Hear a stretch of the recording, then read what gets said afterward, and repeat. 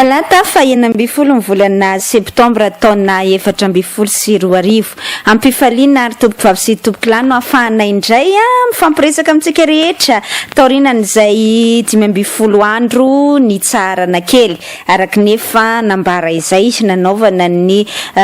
fiatoana kely zany tato anatin'ny fandaharana dia miverina somatsara indray sika manomboka amin'ity androany maraina ity tenin'ny filohan'ny repoblika hoe mba miantso apaisement, miantso fampitoniana, miantso fandaminana zany ho an'ny olona rehetrarehetra ary ndao hiasa ozy izy fa nanao appel amin'izay apaisement zay ny filohan'ny repoblika andro vitsivitsy lasa izay dia mba hoe atao ihany ny tsy teny tokoa fa akory moa ny tsy tenenana rehefa ministre ny tontolo iainana izay tompona ndraikitra tokony resaka mazava mikasika ny bois de rose io no manangam-bovony mananganady amin'ny mpanao gazety any anatin'ny valandresaka ho amin'ny mpanao gazety ataon'ny prime ministre lehibe ny gouvernement dia tsy maintsy teny ary tsy maintsy ambara ary eo anatin'izany mahatonga ny cellule de crise hanao valandresaka ho amin'ny mpanao gazety amin'ity an'io tolakandro ity amin'ny 2 ora tolakandro eny amin'ny la rotonde anoerany an'izay zavatra nataon'ny ministre Anthelma Ramparany zay ministre ny tontolo iainana satria vavabe ny nataony an'ilay mpanao gazety tsy mifanontaniana mikasika amin'ny bois de rose ny valiany fa ny mpanao gazety ny nanangana ny ady ary ny tena marina zany ny tiana hovakiana mpansilana dia hoe le fandraisany fitondram-panjakana misy amin'izao fotoana izao ny mpanao gazety ho fahavalo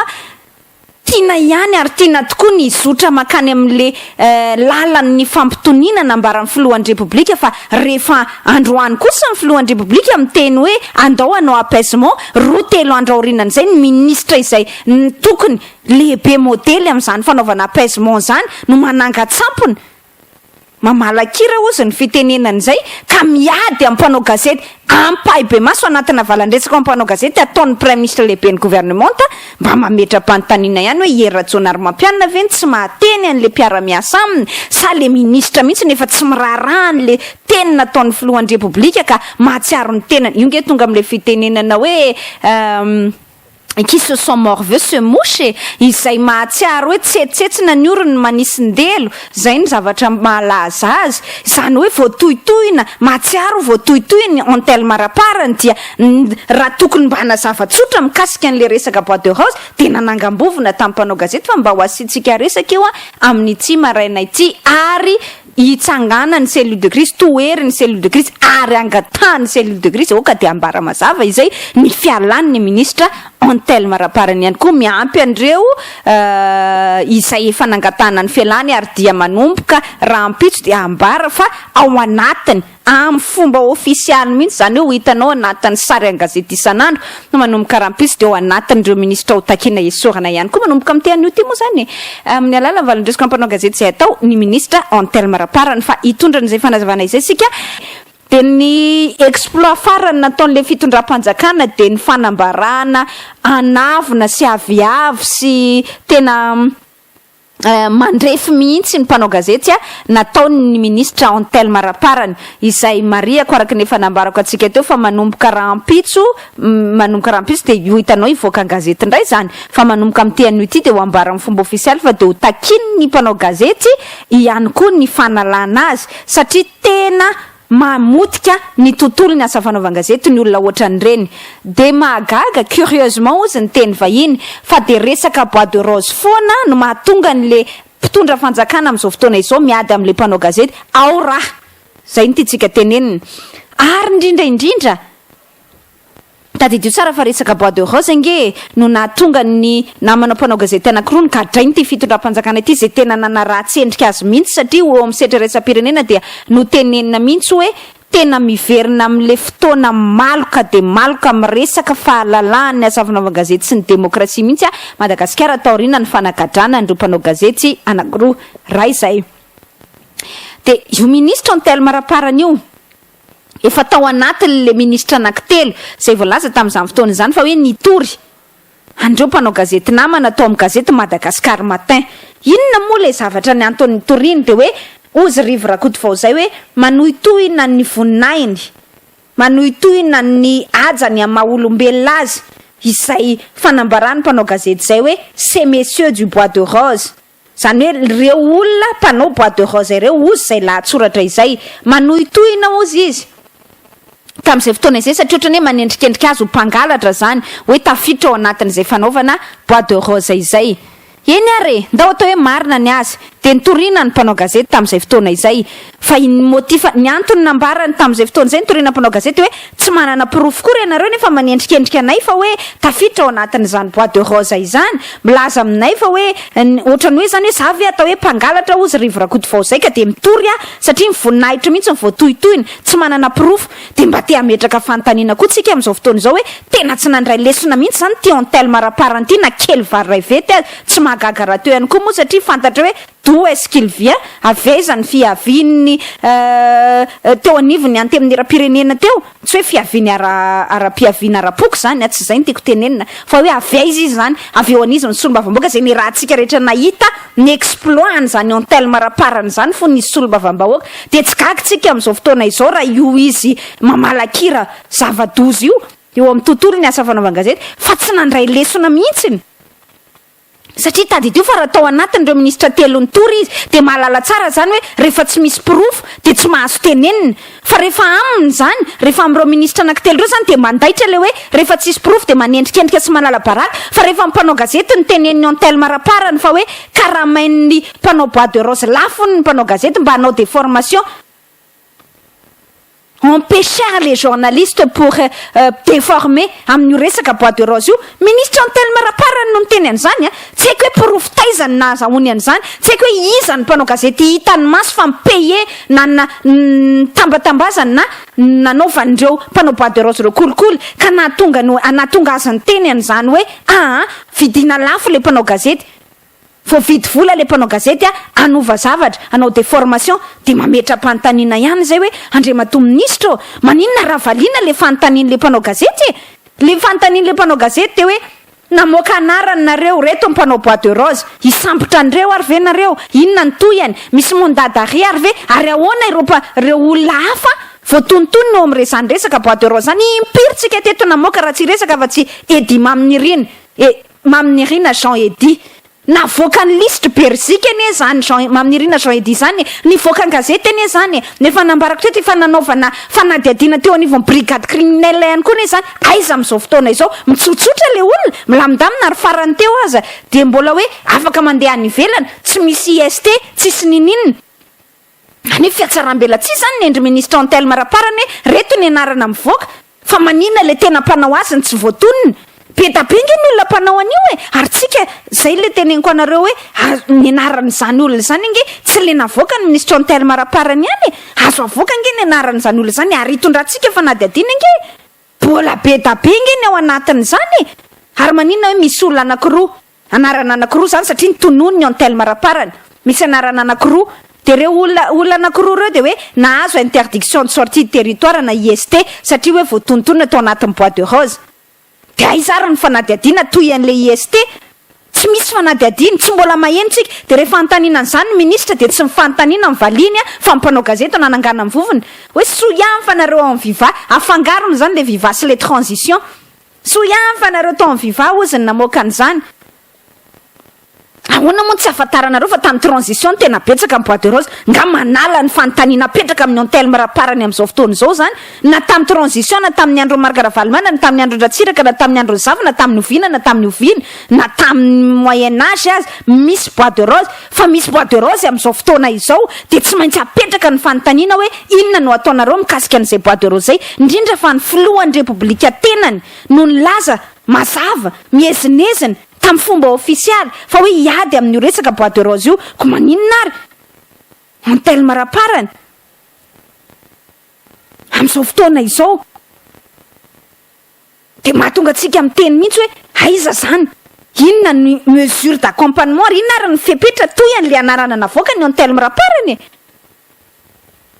de rehefa mametraka an'izany fanontaniana izany mpanao gazety de ianao indray ny hoe zahako mpanao arts martiaux za tsy matahotra an'izanizy ko nga nisy nanontany anao teo mpanao arts martiaux ve anao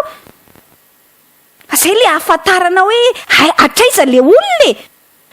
de ohatran'izay zany nivaly teniny valy mazava ny resaka bois de rose andriamato ministra fa zay ny responsabilité anao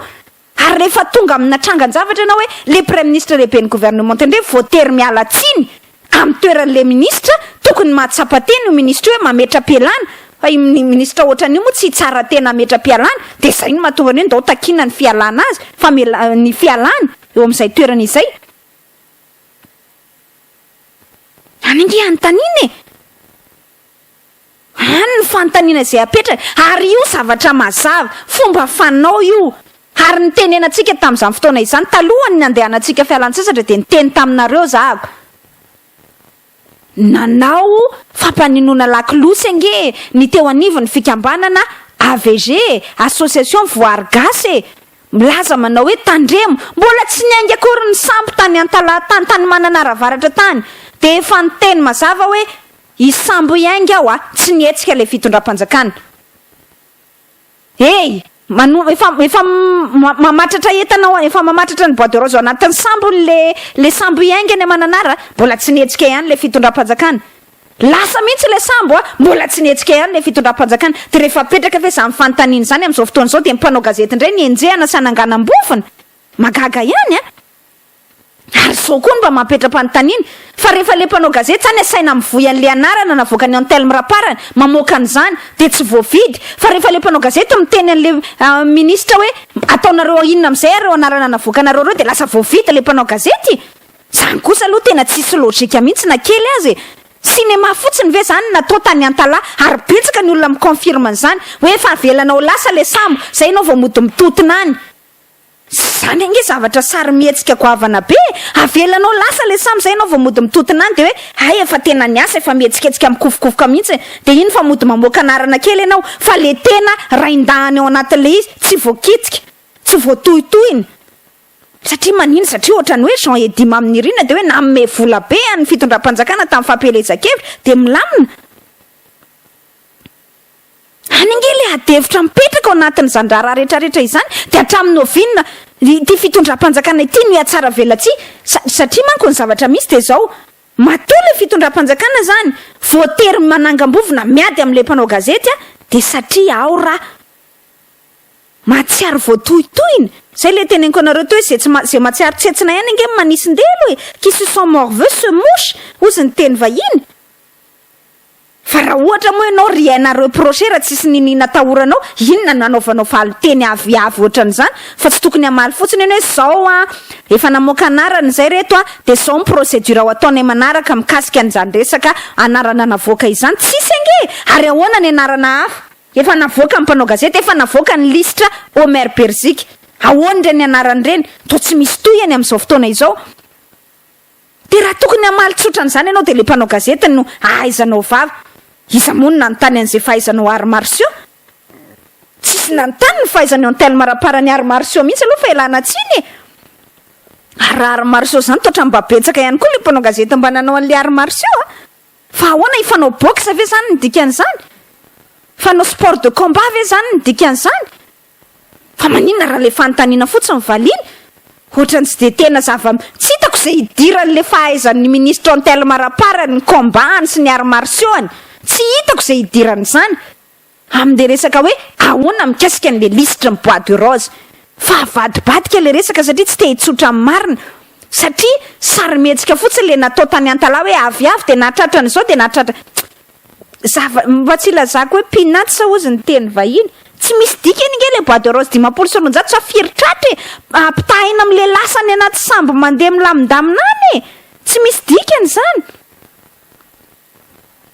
de zany rehetrarehetra izany adevitra petratsika hoe le ministre tompona andraikitra